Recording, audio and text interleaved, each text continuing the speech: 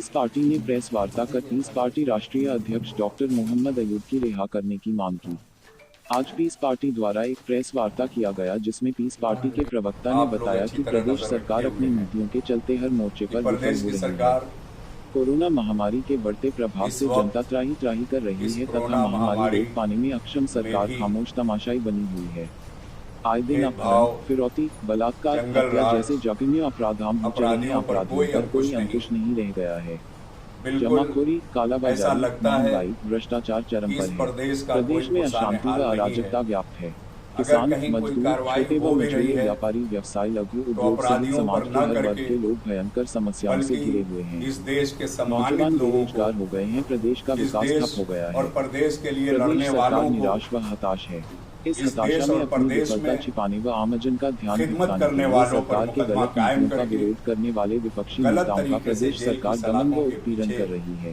उन्होंने कहा कि बिना किसी आपराधिक कृत्य के रंजिश के मुहैया झूठे आधारों पर उत्पीड़न करने के लिए इस पार्टी के राष्ट्रीय अध्यक्ष डॉक्टर मोहम्मद अयूब सर्जन को फर्जी आरोप लगाकर जेल में निरुद्ध कर दिया गया तथा बाद में राष्ट्रीय सुरक्षा कानून NSA का आरोप भी लगा दिया गया जो गैरकानूनी व संविधान के विरुद्ध है। अपनी जान की बाजी लगाकर उत्तर प्रदेश में प्रदेश सरकार को भंग करने तथा पीस पार्टी राष्ट्रीय अध्यक्ष डॉक्टर मोहम्मद अयूब की रिहा करने के समर्थन में दिनांक 20 अगस्त 2020 से दिनांक 19 सितंबर 2020 तक हस्ताक्षर अभियान चलाएगी तथा प्रत्येक जनपद से 10,000 नागरिकों से हस्ताक्षर कराकर ज्ञापन के साथ महामहिम राज्यपाल महोदय को प्रेषित करेंगे। मूल से ब्यूरो की रिपोर्ट। अचानक ऑपरेशन की जरूरत पड़ जाए या किसी और इलाज की जरूरत पड़ जाए तो अच्छी तरह आप सबको पता है कि न कोई डॉक्टर मिलने वाला है, न कहीं इलाज होने वाला है।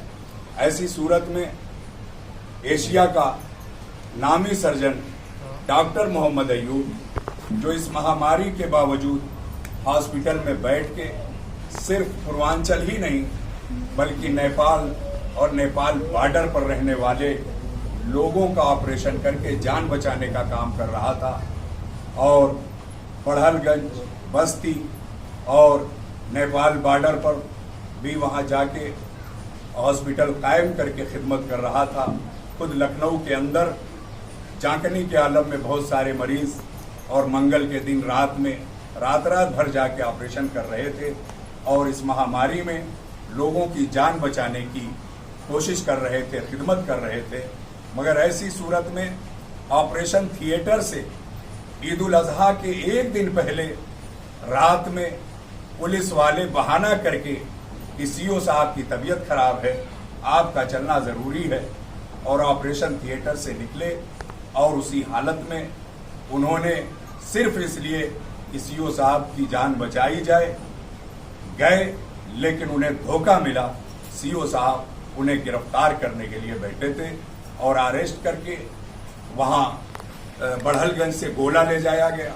जब गोला पहुंचे तो उन्होंने कहा साहब आपको गाड़ी चेंज करनी है और इस गाड़ी से उस गाड़ी में बैठना है।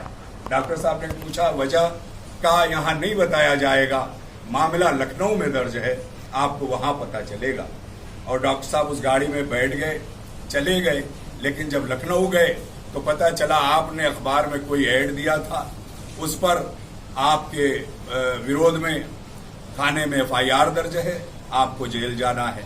और जब जेल चले गए तो इस प्रदेश की सरकार ने इतना घिनौना काम किया कि एक सम्मानित शख्स पर जो BHU से MS है और इस देश की जो सबसे बड़ी डिग्री होती है जिसे IAS कहते हैं, आप महसूस कर सकते हैं कि किस हालत में इंसान IAS बनता है।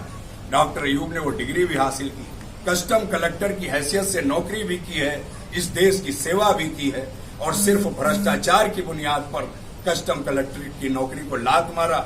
और ताकि झूठ बोलो, ये योगी आदित्यनाथ जी जब सत्ता में नहीं आए थे, भारतीय जनता पार्टी नहीं थी, तो यही कहती थी कि हम राम राज्य कायम करेंगे। हम विरोध नहीं करते, लेकिन काश आपने राम राज्य कायम कर दिया होता तो आज मजलूमों पर जुल्म नहीं होता।